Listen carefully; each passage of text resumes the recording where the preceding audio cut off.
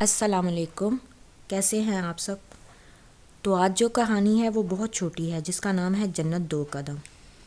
حضرت علی رضی اللہ تعالیٰ عنہ کا قول ہے کہ نفس زرد کتا ہے، اور جب ایک کتا بے لگام اور منہ زور ہو جاتا ہے تو وہ اپنے پرائے کی، اچھائی برائی کی اور گناہ ثواب کی تمیز بھول جاتا ہے۔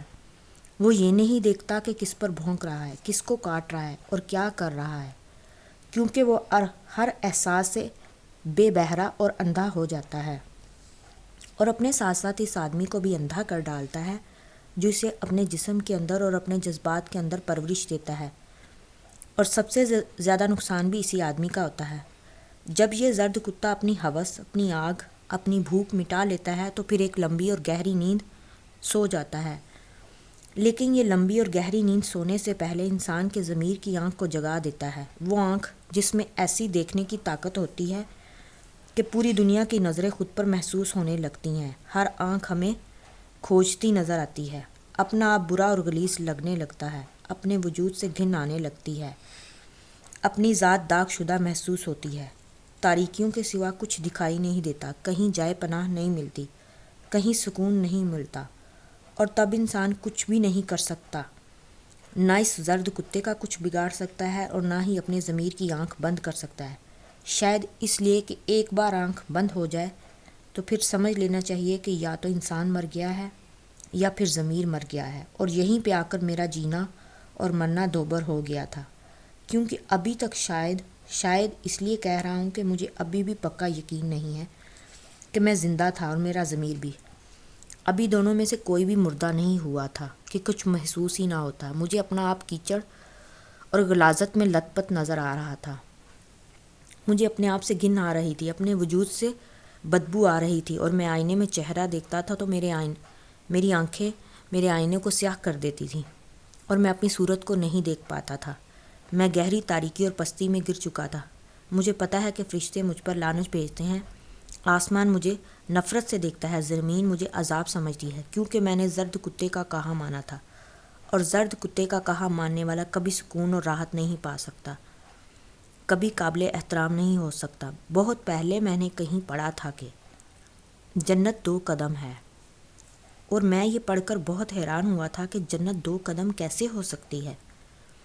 پھر میں نے اسی عنوان کے نیچے درج ذیل پیراگراف کو پڑھا جس میں کسی بزرگ کا فرمان تھا کہ جنت دو قدم ہے، اور جواباً کسی شخص نے پوچھا تھا کہ جنت دو قدم کیسے ہو سکتی ہے، تو بزرگ نے فرمایا، ایک قدم تم اپنے نفس پر رکھ دو تو دوسرا قدم خود بخود جنت میں پہنچ جائے گا۔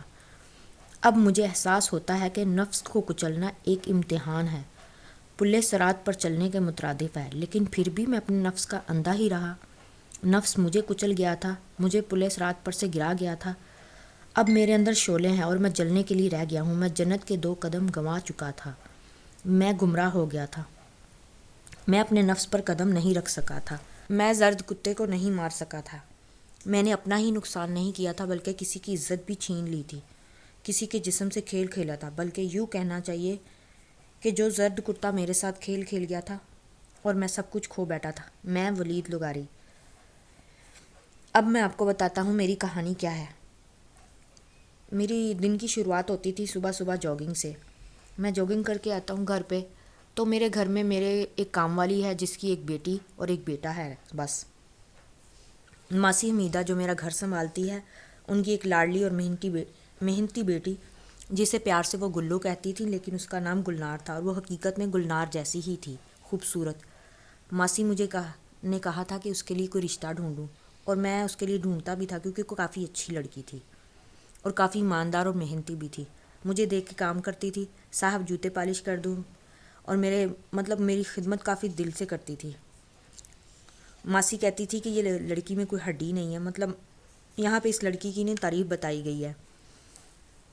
لیکن میرا مسئلہ یہ تھا کہ مجھے اپنی ایک یونیورسٹی فیلو پسند تھی، علیزے۔ میرے خاندان میں صرف میری ایک بہن ہی تھی جو شادی شدہ تھی، اس کو میں نے کہا تھا، اس نے میرا رشتہ طے کر دیا، اس طرح سے میرے علیزے سے رشتہ طے ہو گیا۔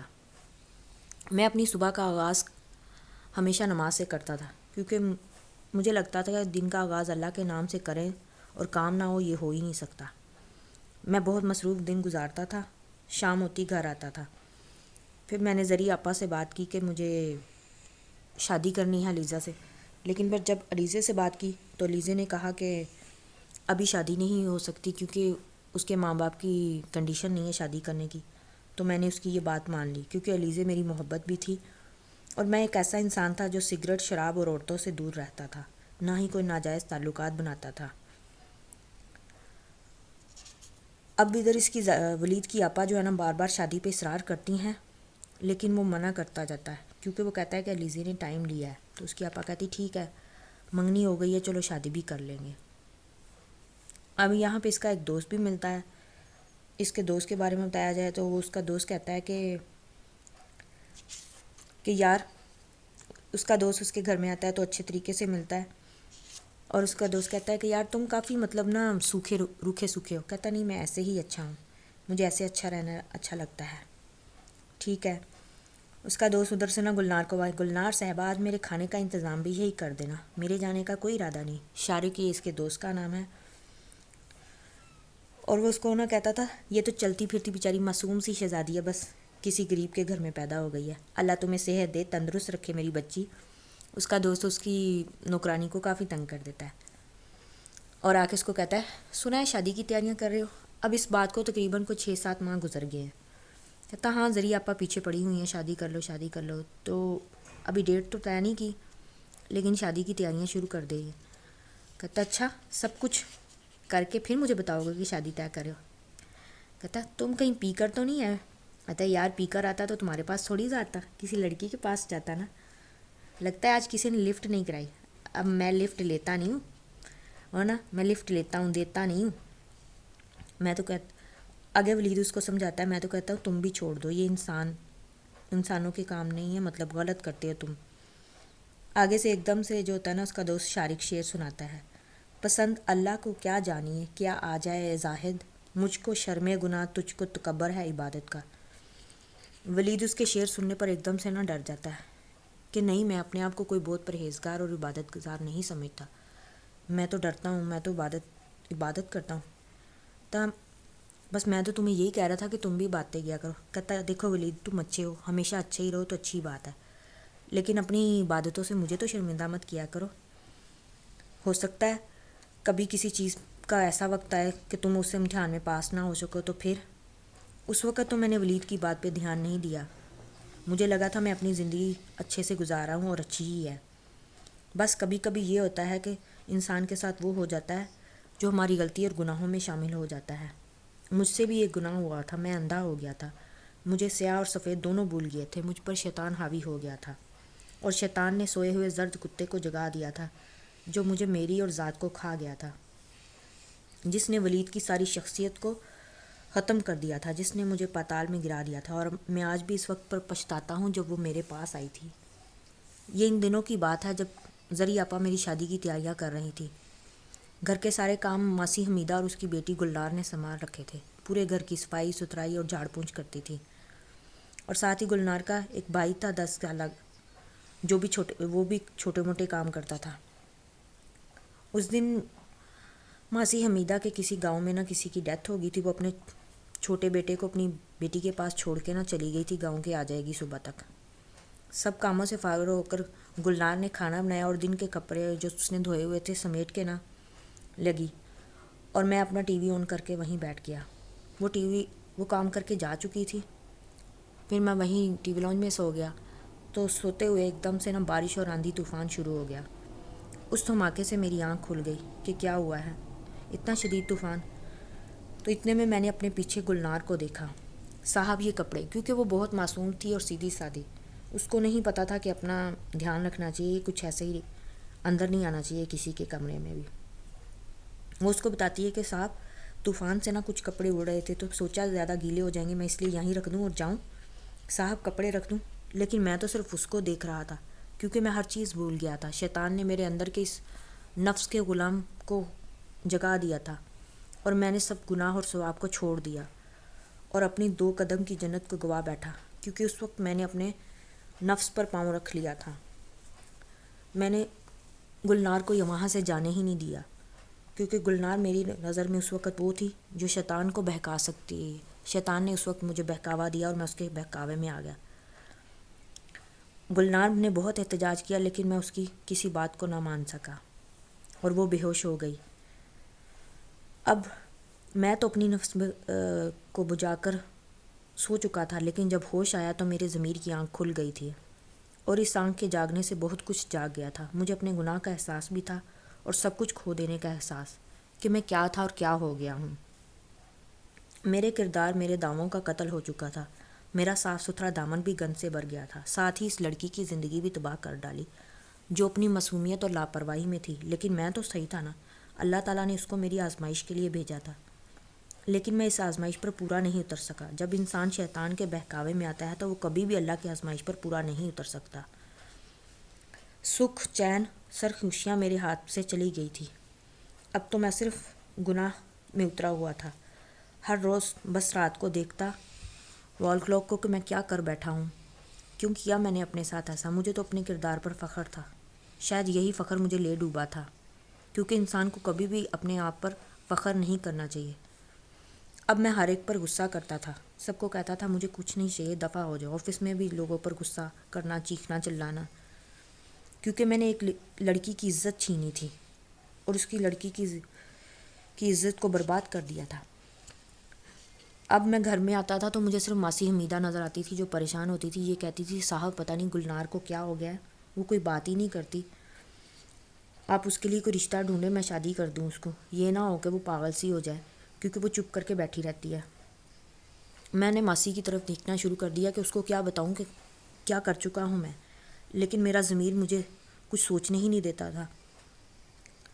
اب کچھ دنوں بعد جب میں نے گلنار کو دوبارہ دیکھا تو وہ مجھے دیکھ کے ڈر کے چلی گئی، اور تب پہلی بار مجھے لگا کہ میں نے بہت بڑی غلطی کر دیا۔ پھر میں نے اپنے رب سے معافی مانگی اور ایک دن میں نے سوچ لیا کہ مجھے اب اپنے دل کو کچلنا ہے۔ جیسے میں اب اپنے نفس کو نہیں کچل سکا تو اب بہت دل کو کچلنا ضروری ہے، کیونکہ اس کی فیصلے کی وجہ وہ یہ تھی کہ گھر آیا تو گلنار کو نا ماسی حمیدہ بہت مار رہی تھی، اور ساتھ میں جب وہ مار رہی ہوتی ہے تو اس کو کہتی ہے بتا کس کے ساتھ تو نے منہ کالا کیا، مطلب اس کو ماری جا رہی ہوتی ہے لیکن گلنار آگے سے کوئی جواب ہی نہیں دیتی۔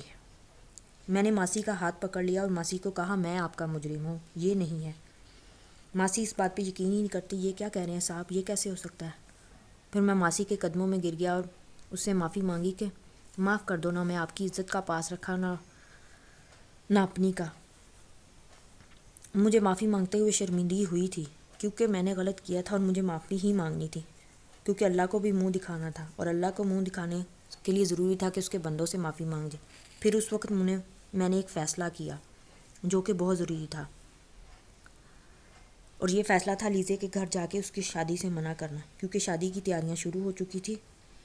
میں پریشان تھا تو لیزے نے جب پوچھا کہ کیوں پریشان ہو، تو میں نے صرف اس سے ایک سوال پوچھا تھا، کیا تم ایک بد کردار شخص سے شادی کرنا چاہو گی؟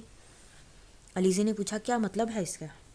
مطلب کہ میں سچ کہہ رہا ہوں، میں اندھیرے میں رہ کر زندگی نہیں گزار سکتا لیزے، اور مجھ سے گناہ ہوا ہے، میں نے اپنے گھر کی ملازمہ پر ہی ہاتھ ڈالا ہے، میں نے اس کو وہ سب کچھ بتا دیا جو مجھے اس کی نظروں میں گرا سکتا تھا، لیکن مجھے اس کی نظروں میں گرنا منظور تھا کیونکہ اللہ تعالیٰ کی نظروں میں تو گر ہی سکا تھا۔ پھر شادی سے انکار ہو گیا، لوگوں نے طرح طرح کی باتیں سنائیں اور میں نے چپ چاپ سن لیں۔ علیزے سے شادی کے بعد میں نے ایک اور فیصلہ کیا، گلنار سے شادی کا فیصلہ، کیونکہ جو بہت مشکل تھا۔ کئی لوگوں نے مجھے تانے دیے، انگلیاں اٹھائیں، لیکن مجھے کرنی پڑی کیونکہ مجھے یہی نظر آتا تھا کہ یہ میرے اللہ کی رضا ہے۔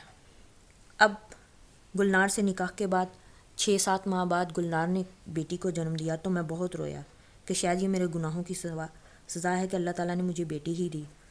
اب میں اللہ سے روز رو کر دعا مانگتا ہوں کہ شاید مجھے معافی مل جائے، اور گلنار کو خوش رکھنے کی کوشش کرتا ہوں، لیکن وہ گمسم رہتی ہے، زیادہ کچھ نہیں کرتی، مجھے اچھی طرح سے دیکھتی نہیں ہے، اور میں چاہتا ہوں کہ وہ میری عزت کرے اور قدر بھی کرے، کیونکہ میں اس سے بہت محبت کرتا ہوں، کیونکہ اس کے ساتھ میں نے بہت برا کیا تھا۔ مجھے علیزے سے محبت تھی، لیکن شاید علیزے سے زیادہ مجھے گلنار سے ہو گئی ہے، کیونکہ علیزے میری رضا تھی اور گلنار میرے رب کی رضا تھی، اور اسے اپنانے کا فیصلہ میں نے نماز پڑھتے ہوئے کیا تھا کہ میں اب اس فیصلے سے کبھی پیچھے نہیں ہٹتا ہوں۔ بس کبھی کبھی دل کی کیفیت عجیب سی ہوتی ہے، کیونکہ علیزے کو کھو جانے کا احساس بھی جاگتا ہے اور اس کے ساتھ ہی پچھتاوے بھی نوچنے لگتے ہیں۔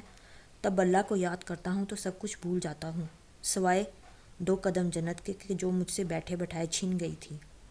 بے شک اللہ سے معافی مانگتے مانگتے اکثر رات گزر جاتی ہے، بے شک میری زندگی ایک عام ڈگر پر آ گئی تھی، بے شک میری بیوی بچے بھی خوش تھے، لیکن پھر بھی میں خوش نہیں رہ سکتا تھا، کیونکہ میں نے اپنی جنت کھوئی تھی، صرف اور صرف 2 قدم جنت بھی نہیں پا سکا تھا، اور جنت نہ پانے کا احساس میرے دل میں کانٹے کی طرح چبھتا رہتا ہے ہر آن ہر گھڑی۔